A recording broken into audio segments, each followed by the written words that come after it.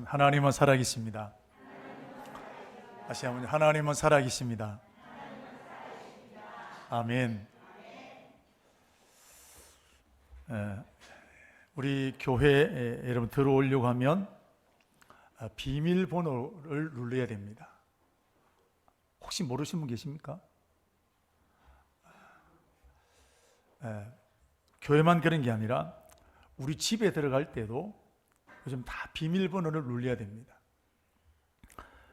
은행에 돈을 찾을 때도 비밀번호가 필요하고, 우리가 쓰고 있는 핸드폰을 우리가 열어서 전화를 하려고 할 때도 패턴을 열어야 됩니다. 자, 모든 게 다 비밀번호가 담겨 있습니다. 그런데 비밀번호는 누구만 알아야 될까요? 예를 들면 통장 번호는 누가 알아야 됩니까? 옆 사람에게 가르쳐 주시면 안 됩니다. 나만 알아야 돼요. 우리 집 현관 비밀번호 누가 알아야 됩니까? 가족만 알아야 됩니다. 우리 청강교회 비밀번호는요? 우리 성도들이 알아야 됩니다. 길 가다가 우리 교회 비밀번호는 뭡니다. 가르치면 안 된단 말이에요. 번호는 있는데 누구만 안다고요? 특정한 사람만 아는 거예요. 이게 비밀이라는 겁니다. 다 안다면 그럼 비밀번호가 될 수가 없겠죠.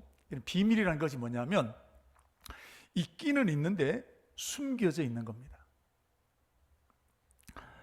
그래서 그것을 특정인 몇 사람들이 아니면 거기에 관련된 사람만이 아는 것입니다. 국가에도 국가 비밀이 있습니다. 특별히 우리나라는 남북한에 대치가 되어 있는 상태인데 북한에 관련된 여러 가지 일들은 비밀입니다. 일반 모든 국민들이 알아서 될 일이 아니지 않겠습니까? 그 중요한 것일수록 1급 비밀이 되거나 특급 비밀로 분류해서 관리하는 것을 볼 수 있습니다. 자, 오늘 본문을 보게 되면 하나님께도 비밀이 있다 그랬습니다. 그런데 얼마나 그 비밀이 중요한지 특급 비밀입니다. 오늘 26절 말씀을 보시면 만세와 만대로부터 감추어졌던 것인데 그랬습니다. 이 비밀은 만세와 만대로부터 감추어진 것인데 그랬습니다. 오래됐다는 겁니다. 10년 이상 가는 비밀은 별로 없습니다. 자, 그런데 하나님의 비밀은 얼마나 중요하냐면 만세와 만대로부터 감추어졌다 그랬습니다. 자, 이 뜻이 무슨 뜻이냐면 처음부터 태초부터 이 비밀은 감추어져 있는 비밀이다라는 것입니다. 그러므로 이것은 굉장히 중요하다는 것입니다. 특급 비밀이 된다는 것입니다. 그럼 그 비밀이 과연 뭘까? 얼마나 중요하기에 하나님은 태초부터 이 비밀을 준비해 놓으셨을까? 그 비밀이 과연 뭘까요? 27절 말씀 보시면 이 비밀은 이제는 비밀이 아니라는 겁니다. 이 비밀은 예수 그리스도라는 것입니다. 할렐루야. 우리는 그러면 왜 예수님이 만세와 만대로부터 감추어진 하나님의 비밀이냐라는 거예요. 여기에는 하나님의 가슴 아픈 사연이 숨겨져 있습니다. 하나님이 천지를 창조하실 때 하나님의 모든 사랑을 담아서 만든 대상이 있습니다. 바로 사람입니다. 그래서 하나님은 우리가 우리의 형상을 따라 사람을 만들고, 그리고 그 사람에게 생기를 불어넣으시니 사람이 생명이 되었다. 특별한 존재가 되었다는 겁니다. 그래서 하나님께서 세상을 창조하시고 난 다음에 심히 좋았다 그러셨습니다. 이렇게 만든 사람입니다. 하나님의 모든 사랑을 다 쏟아서 만든 것이 사람입니다. 우리 손주들 보는 것만 해도 기쁘지 않습니까? 우리 미가서 보게 되면 우리 하나님도 너로 인하여 기쁨을 이기지 못하신다 그러셨습니다. 여러분, 우리가 이런 존재라는 것입니다. 믿으시기를 축복합니다. 내 형편이 어떠하든 내 모습이 어떠하든 하나님 보실 때 우리는 보기에도 아까운 존재가 우리들 자신입니다. 이렇게 소중하고 특별한 존재입니다. 자, 그런데 이런 특별한 존재가 유괴의 범에게 빼앗겨 버렸습니다. 여러분, 우리 아이들을 유괴하는 사람들을 보십시오. 아이들을 유괴해서 돈을 요구하지 않겠습니까? 그런데 그 아이들을 유괴할 때 보면 험상궂게 해서 칼을 가지고 협박하고 막 그렇게 유괴하지 않습니다. 사탕을 주고 아이들이 좋아하는 아이스크림을 주고 인형을 주고 아이들의 관심을 살 수 있는 것을 가지고 얘가 이 사람이 사기꾼이다, 유괴범이다 압니까 모릅니까? 몰라야 됩니다. 아, 내게 좋은 사람이구나. 그래서 따라가게 되는 겁니다. 마귀가 아담과 하와를 유혹할 때도 꼭 이와 같았습니다. 협박하지 않았습니다. 선악과를 가지고 유혹했습니다. 여러분, 사람은 아이나 어른이 날 것 없이 먹는 데 약합니다. 밥 한 끼 살게. 아이들은 사탕이 좋아하지만 어른들은 여러분 뭐 술 좋아하시면 난 술 한 잔 사자. 밥 한 끼 살게. 먹는 데 약합니다. 아담과 하와도 마찬가지입니다. 선악과에 약했습니다.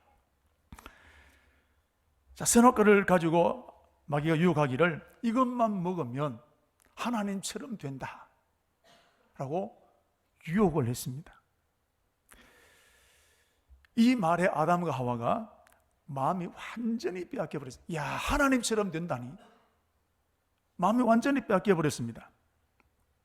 그런데 분명히 하나님께서는 선악을 알게 하는 나무 열매를 먹으면 반드시 죽는다. 하나님 법으로 만드셨습니다. 그런데 마귀가 그렇지 않다. 하나님처럼 된다는 거예요. 먹기만 하면 하나님처럼 된다는 겁니다. 이 말을 하게 되었을 때 죽는단 말은 안 들리는 겁니다. 하나님처럼 된다는 말만 그거만 자꾸만 귀에 크게 들리는 겁니다. 그래서 선악과를 따먹고 말았습니다. 그래서 마귀의 종이 되어버린 겁니다. 여러분, 중요한 게 있습니다. 아담과 하와가 선악과를 따먹게 될 때 마귀가 이거 안 먹으면 죽인다 이런 협박해서 먹었을까요? 전혀 그렇지 않습니다.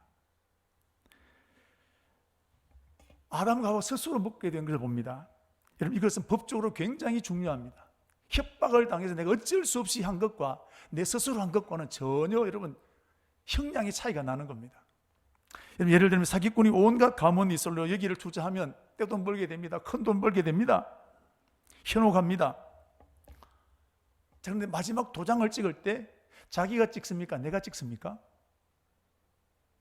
잘 모르시는 모양이다. 아무리 해도 여러분 마지막 단계는 내가 도장을 찍게 만드는 겁니다. 여기 찍으십시오 가르치는 주지만 도장 찍는 사람은 누구냐? 내가 찍는 거예요. 왜 그렇게 할까요? 나중에 법적인 문제가 생기면 도장 자기가 찍었습니다. 그럼 자기가 책임져야 되는 거예요. 내가 집을 담보로 했습니다. 내 도장을 찍었습니다. 그럼 내가 책임져야 되는 겁니다. 마찬가지입니다. 아담과 하와가 선악과를 따먹은 것, 마귀의 협박에 어쩔 수 없이 따먹은 것이 아닙니다. 스스로 따먹었습니다. 하나님이 이것을 알고 책임을 추궁합니다. 그때 뭐라고 했을까요? 나는 잘못 없습니다. 아담 지가 따먹었지 물어보십시오. 지가 따먹었지 내가 따먹인 거 아닙니다. 지가 도장을 찍었습니다 라고 말을 하는 겁니다. 자, 여러분, 선악과를 따먹은 게 누구 책임입니까? 유혹은 받은 것은 틀림없지만 따먹은 것은 아담과 하와입니다. 그래서 하나님의 형상대로 지음받았던 축복의 덩어리, 보기에도 아까운 우리들이 마귀의 종이 되고 말았던 것입니다. 여러분, 유괴범에게 아이를 빼앗긴 부모의 심정, 정말 가슴이 찢어지는 것입니다. 밥을 먹다가도 자식이 주는 음식을 보게 되면 눈물이 활칵 쏟아집니다. 길 가다가도 또래 아이를 만나게 되면 멍하니 정신 나간 사람 아이를 쳐다볼 때도 있습니다. 계절이 바뀌거나 좋은 구경거리가 생기더라도 엄마의 마음은, 아이를 잃어버린 엄마의 마음은 늘 자식을 바라보는 마음입니다. 하나님도 똑같습니다. 하나님의 형상대로 지음받은 이 사람, 하나님의 온 사랑을 다 만드신 이 사람, 마귀에게 빼앗겨 버렸습니다. 이때부터 하나님의 소원은 마귀에게 빼앗겼던 저 사람을 살려내는 겁니다. 다시 찾아오는 것입니다. 하나님의 관심은 오직 마귀에게 빼앗긴 사람을 다시금 구원해내는 것이 하나님의 최고의 목적이 되었습니다. 여러분, 유괴범으로부터 아이를 찾아오기 위해서는 값을 지불해야 됩니다. 대부분이 다 돈입니다. 자, 돈이든 무엇이든지 유괴범이 원하는 것을 줘야 아이가 풀려나지 않겠습니까? 마귀로부터 사람을 빼앗아 되찾아오기 위해서도 아담과 하와가 지었던 죄의 값을 지불해야 되는 겁니다. 이런 마귀는 돈을 요구하는 게 아닙니다. 마귀는 재산을 요구하는 게 아닙니다. 마귀는 사람이 도저히 감당할 수 없는 것을 요구합니다. 죄 없는 사람이 대신 죽어야 된다는 겁니다.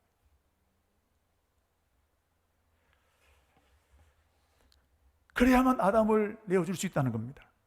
그런데 이 세상에 여러분, 죄 없는 사람이 있습니까? 아무리 선을 많이 행하는 사람이라도, 아무리 착한 일을 많이 하는 사람이라 할지라도 죄 없는 사람은 없습니다.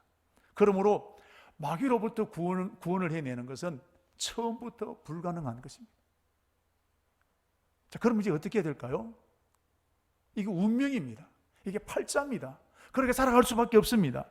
평생도록 마귀의 종이 되어 살아갈 수밖에 없는 것이 우리들의 모습입니다. 그런데 하나님께서 우리에게 길을 만들으셨어요. 그것이 바로 만세와 만대로부터 감추어진 비밀이라는 거예요. 이 안에 마귀로부터 구원받을 수 있는 길, 이 안에 자유케 되어지는 길, 그 길이 담겨져 있다는 거예요. 그래서 하나님께서 이 비밀, 마귀가 보지 못하도록 만세와 만대로부터 감추어놓은 비밀이 바로 그것이라는 것입니다. 이 비밀만이 마귀로부터 우리를 해방시킬 수 있는 해답이 여기 있는 것입니다. 여러분, 내 통장에 돈이 수십이 있다 할지라도 비밀번호를 모르면 내 통장에도 여러분 돈 못 찾는 겁니다. 내 집이라도 비밀번호 모르면 못 찾는 겁니다. 우리 2010년도에 3호 주얼리호가 소말리아 해적들에게 납치가 되었습니다. 그때 해적들은 돈을 요구했습니다. 이 해적들에게 우리 선원들과 우리 국민들을 빼내기 위해서는 무슨 박사학위를 가지고 와서 돼서 아닙니다. 착하게 산다고 되는 게 아닙니다. 그를 빼내야 되는 겁니다. 그래서 우리나라는 아덴만 여명이라는 작전을 세웠습니다. 새벽녘에 우리나라 해군들이 그 배에 들어가서 그 납포되어 있는, 납치된 우리 국민들을 다 비밀리에 이번 구원해 주지 않았습니까? 마찬가지입니다. 하나님께서는 마귀로부터 저와 여러분들을 구원하기 위해서 만대로부터 감추어진 하나님의 비밀을 열어놓으셨는데, 그럼 그 비밀이 뭐냐? 아까 말씀드린 대로 예수 그리스도라 그랬습니다. 특별히 창세기 3장 15절 말씀 보면 여자의 후손이란 말이 나옵니다. 여자의 후손이 마귀의 머리를 밟고 우리를 해방시킨다는 뜻이 담겨져 있습니다. 창세기 3장 15절 말씀을 보시면 내가 너로 여자와 원수가 되게 하고 내 후손도 여자의 후손과 원수가 되게 하리니 여자의 후손은 내 머리를 상하게 할 것이요 너는 여자의 발꿈치를 상하게 할 것이라. 여자의 후손은 내 머리를 상하게 할 것이요. 마귀를 결박시킨다는 겁니다. 여자의 후손이 마귀를 결박시킨다는 겁니다. 자, 그러면 여자의 후손이란 말은 엄마가 아이를 낳았다는 이런 그런 뜻이 아닙니다. 여기 여자의 후손이라는 말은 아버지 없이 엄마에게서 태어난 사람을 말하는 거예요. 자, 그런데 아버지 없이 엄마만 가지고 태어난 사람이 있습니까? 우리나라에 방송인 중에 사율이라는 방송인이 있습니다. 이분은 결혼했습니까? 안 했습니까? 어떻게 그렇게 잘하시는 거 그런 거는? 결혼 안 했는데 애를 낳았어요. 아버지 없이 애를 낳습니다. 진짜 이 사람은 남자 씨 없이 애를 낳은 건가요? 아버지는 없지만, 남편은 없지만 남자의 씨를 받아서 애를 놓게 된 거예요. 지금 말하는 게 그 얘기가 아닙니다. 성경에 말하고 있는 여자의 후손은 그런 뜻이 아니라는 것입니다. 남자의 씨를 통하지 아니하고 태어난 사람을 말하는 거예요. 여자의 몸을 통해서만 태어난 사람을 말하는 것입니다. 그 여자의 후손이 마귀의 머리를 밟을 것이고 그 여자의 후손 우리를 죄에서 해방시키는 역사를 감당해 줄 것이다 라고 말하는 것입니다. 이게 바로 하나님의 비밀이라는 거예요. 그런데 이게 가능하냐 말이에요. 이건 하나님만이 하실 수 있는 길입니다. 그리고 하나님은 이 여자의 후손을 보낼 것을 계속해서 말씀하십니다. 성경 전체를 통해서 말씀하시는데 이사야 7장 14절 말씀 보시면 보라 처녀가 잉태하여 아들을 낳을 것이요 그 이름을 임마누엘이라 하리라. 처녀가 잉태하여 아들을 낳을 것이요. 하나님은 계속해서 이 땅에 여자의 후손이 태어나게 될 것이다. 처녀가 아이를 낳게 될 것이다 말씀하십니다. 또 이사야 11장 10절 말씀 보시면 그날에 이새의 뿌리에서 한 싹이 나서 만민의 기초로 설 것이요 열방이 그에게로 돌아오리니 그가 거한 곳이 영원로 오리라. 그날에 이새의 뿌리에서 한 싹이 날 것이다. 여자의 후손은 어디서 나느냐? 아무 데에서 나는 것이 아니라 이새의 집안에서, 유다 지파 이새의 뿌리에서 태어나게 될 것이다. 이제 누구를 통해 태어날 것을 말씀하셨습니다. 또 미가서 5장 2절 말씀 보시면 이 여자의 후손은 어디서 태어나게 될 것을 말씀하셨습니다. 베들레헴 에브라다야 너는 유다 족속 중에 작을지라도 이스라엘을 다스리는 자가 내게서 나올 것이요 그의 근본은 상고의 영원에 있느니라. 베들레헴 에브라다야. 어디서 태어난다는 겁니까? 베들레헴에서 태어난다는 겁니다. 어느 집안에서 태어나게 될 것이고 어느 땅에서 태어나게 될 것이고 오늘 하나님은 성경 전체를 통해서 이것을 말씀해 주고 있는 것입니다. 과연 이 여자의 후손이 누구시냐라는 겁니다. 이 비밀의 주인공이 누구시냐? 이 비밀은 너희 안에 계신 그리스도시니 곧 영광의 소망이시라. 바로 예수 그리스도를 말하는 것입니다. 그렇다면 우리는 예수님께서는 과연 여자의 후손으로 오셨는지를 또 살펴보아야 됩니다. 과연 아버지 없이 태어난 것이 맞느냐? 그리고 정말 이새의 뿌리에서 태어나게 되셨는가? 정말 베들레헴에서 태어나셨는지를 우리는 확인해야 됩니다. 마태복음 1장 23절 말씀을 보시면 남편 요셉에게 천사가 찾아왔습니다. 그리고 똑같은 말을 합니다. 여러분, 남편 요셉이 자기가 결혼할 아내가 임신했다는 소식을 듣습니다. 청천벽력이지 않습니까? 그래서 이 결혼 내가 파혼해야 되겠다 마음 먹고 있는데 그날 밤에 천사가 나타났습니다. 그리고 하는 말이 이사야 7장 11절 말씀과 똑같은 말씀하셨습니다. 보라 처녀가 잉태하여 아들을 낳을 것이요 그 이름을 임마누엘 하리라 하셨으니 이를 번제한 자 하나님 우리와 함께 계신다 함이라. 이사야에게 예언되었던 그 예언이 똑같이 요셉에게 그대로 전달된 겁니다.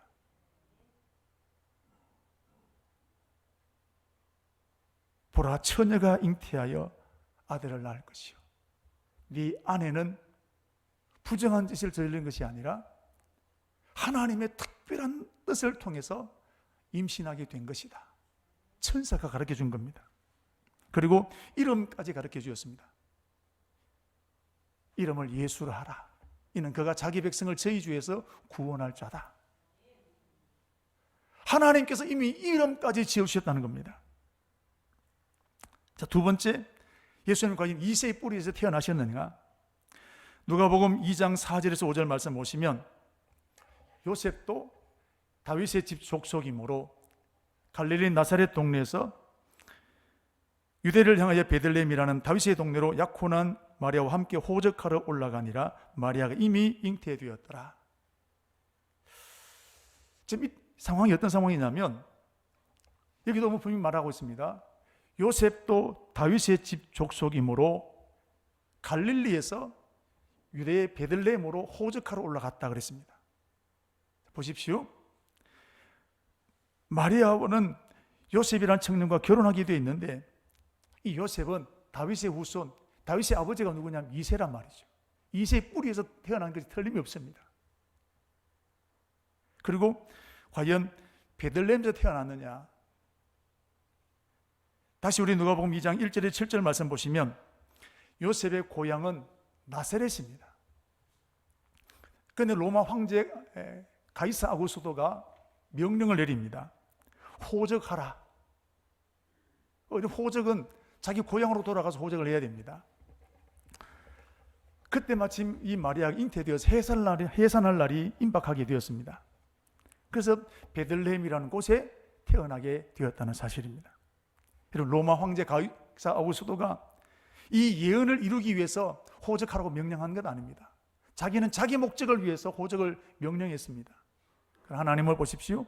이 예언을 이루기 위해서 이 상황까지 그렇게 맞추어 나가신 분이 하나님이시라는 사실입니다.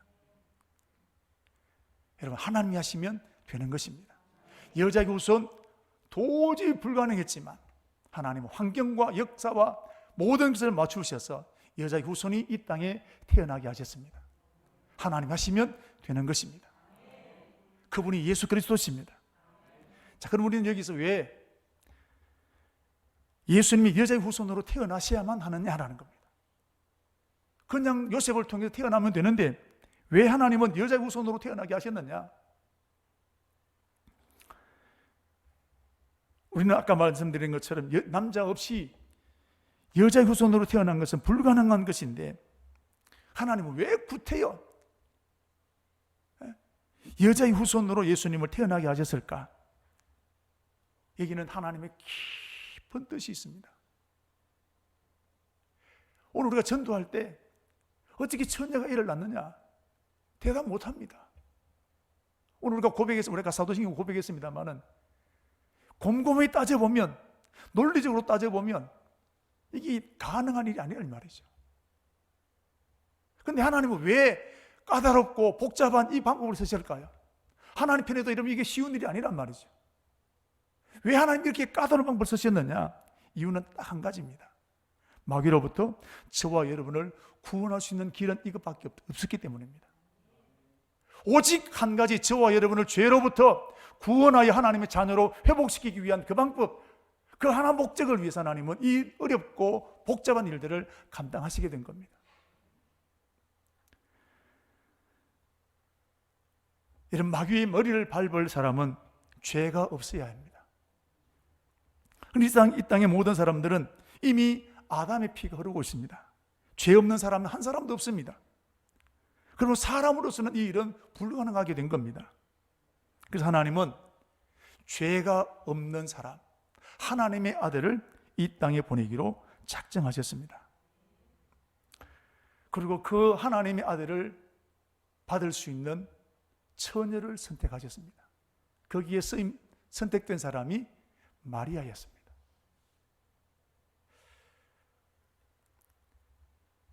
하나님은 이 마리아에게 성령으로 잉태하게 하셨습니다.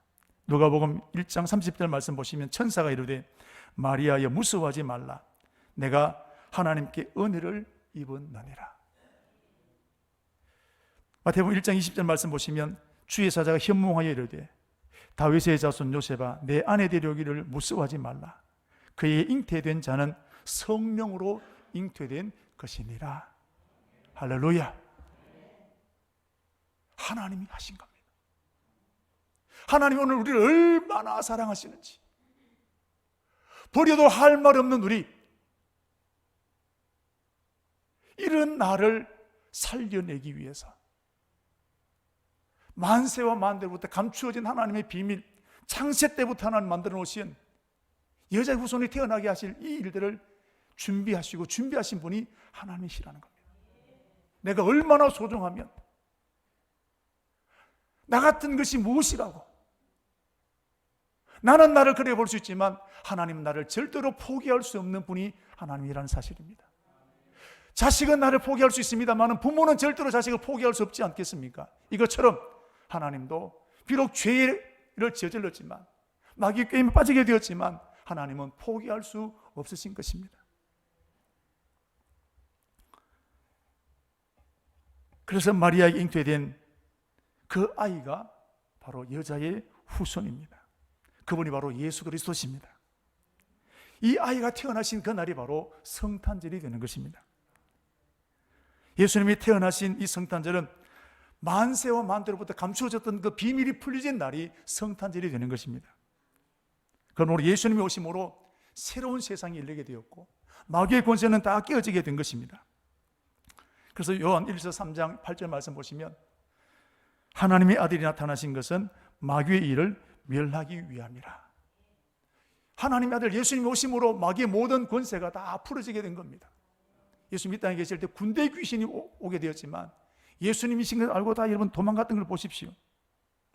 마가복음 16장 17절 18절 말씀 보시면 믿는 자에게 이런 표적이 따르리니 곧 그들이 내 이름으로 귀신을 쫓아내며 세방을 말하며 뱀을 집어올리며 무슨 독을 마실지라도 해를 받지 아니하며 병든 자에게 손을 얹은 적 나으리라. 오늘도 우리 예수 믿는 사람들에게 이런 표적이 따르리니 귀신을 쫓아내는 권세와 능력을 주셨다는 사실입니다. 예수 그리스도 그분만이 마귀를 멸할 수 있습니다. 그분만이 사단의 권세를 결박시킬 수 있는 유일한 분이십니다. 그러므로 성탄절이야말로 가장 기쁜 날이요 우리 인생의 최고의 영광스러운 날이 성탄절인 줄 믿습니다. 하나님께서 천사를 통해서 이 날이야말로 최고의 날이요 어떤 날보다 가장 존귀한 날이라고 말씀하셨는데 누가복음 2장 10절에서 14절 있는 말씀을 보시면 천사가 이르되 무서워하지 말라. 보라 오늘 내가 온 백성이 미칠 큰 기쁨의 좋은 소식을 너희에게 전하노라. 오늘날 다윗의 동네에 너희를 위하여 구주가 나셨으니 곧 그리스도 주시니라. 너희가 가서 강물 사이 구유에 누인 아기를 보니 이것이 너희에게 표적이 되리라. 그때 하늘에서는 홀련히 수많은 천군이 그 천사와 함께 하나님을 찬송하여 이르되 지극히 높은 곳에 하나님께 영광이요 땅에서는 기뻐하심을 입은 사람들 중에 평화로다. 할렐루야. 예수님이 태어나시게 됐을 때 아무도 몰랐지만 저 천국에서는 모든 천국과 천사들이 다 모여서 하나님을 크게 찬양하게 되었던 사실입니다. 왜? 최고의 날이라는 거예요. 하나님의 소원이 이루어진 날이라는 것입니다. 이 예수님 오심으로 말미암아 모든 마귀의 권세가 끊어지게 되고 우리가 하나님의 아들로 다시 신분이 회복되어진 축복의 날이 되었기 때문에 이 날이야말로 이 성탄절이야말로 하나님이 가장 기뻐하신 날이요 가장 축복의 날이 되어졌던 것입니다. 이번 월드컵 때 우리나라가 포르투갈을 이겼습니다. 제가 보니까 주무시지 않고 보신 분들이 들어 계시더라고요. 보셨지요? 기분이 별로 안 좋았습니까? 막 심장이 벌렁벌렁하지요? 그 다음날 전혀 문제 없었지요? 잠을 안 자도 괜찮단 말이에요. 여러분 사우디아라비아라는 나라는 아르헨티나를 꺾었는데 얼마나 좋았던지 그 다음날 공유를 했습니다. 월드컵이 뭐라고? 예수님이 오신 것은 이것과 비교할 수 없는 것입니다. 하나님 편에서는 그 어떤 것과도 비교할 수 없는 가장 좋은 오늘날 온 백성에게 미칠 큰 기쁨의 좋은 소식이라는 겁니다. 여러분 만세와 만대로부터 감추어졌던 예수님이 오신 이유는 딱 한 가지입니다. 저와 여러분을 구원하시기 위함입니다. 더 놀라운 일이 있습니다. 이 죄 없으신 아기 예수님께서 이제는 십자가를 지었다는 사실입니다. 우리와 똑같은 몸이지만 죄는 없으시니라 말씀하셨습니다. 죄 없으신 예수님께서 왜 십자가에 돌아가셨을까요? 가장 비참한 십자가. 그건 우리의 죄값을 지불하고 아담과 하와가 지었던 그 죄값을 지불하기 위해서 하나님은 독생 예수님 십자가에 죽이신 것입니다. 예수님이 십자가에 죽으심으로 마귀의 모든 결박은 끊어지게 되었고 우리 모든 죄가 용서받게 되었고 이제 우리는 하나님의 자녀의 신분으로 회복되어지게 된 것입니다. 그래서 예수님께서 십자가에 돌아가셨을 때 다 이루었다 하셨습니다. 여러분, 다 이루었다는 뜻이 뭡니까? 마귀의 모든 권세가 끊어지게 되었다는 사실입니다. 그러므로 예수님이 용서하지 못할 죄가 없으신 것입니다. 예수 앞에 나오면 어떤 죄라도 용서받게 되는 것입니다. 이게 십자가의 능력입니다. 여러분, 중요한 게 있습니다. 우리 문 앞에 축복이 꽉 쌓여 있습니다. 그래서 이제 내 것으로 만드는 거예요. 이 축복, 하나님이 만들어 놓으신 이 엄청난 축복, 내 것이 되게 해야 되는 것입니다. 어떻게 하면 될까요? 열심히 노력해야 되겠습니까? 돈을 얼마나 모으면 되겠습니까? 간단합니다. 마음을 열고 예수님을 영접하면 되는 것이에요. 영접하는 자, 곧 그 이름을 믿는 자들에게는 하나님의 자녀가 되는 권세를 주셨으니 하나님께서 이처럼 사랑하사 독생자를 주셨으니 이를 저를 믿는 자마다, 뭐 하는 사람마다? 믿는 사람마다 멸망하지 않고 영생을 주신다 약속하셨습니다. 예수 믿으면 되는 거예요. 로마서 10장 9절 10절에 있는 말씀 보시면 내가 만일 내 입으로 예수를 주로 시인하며 또 하나님께서 그를 죽은 자 가운데서 살리신 것을 내 마음에 믿으면 뭐 한다고요? 구원을 받으리라. 마음으로 믿어 의에 이르고 입으로 시인하여 구원에 이르느니라. 사랑하는 성도 여러분, 다 아는 얘기지만 오늘은 따라 사십시다. 하나님, 나는 죄인입니다. 나를 위해서 예수님께서 십자가에 죽으셨습니다. 그 피로 나는 구원받았습니다. 그 피 때문에 나는 용서받았습니다. 그 예수님이 나의 주님심을 고백합니다. 내 마음의 문을 열고 예수님을 나의 왕으로, 구원자로 영접합니다.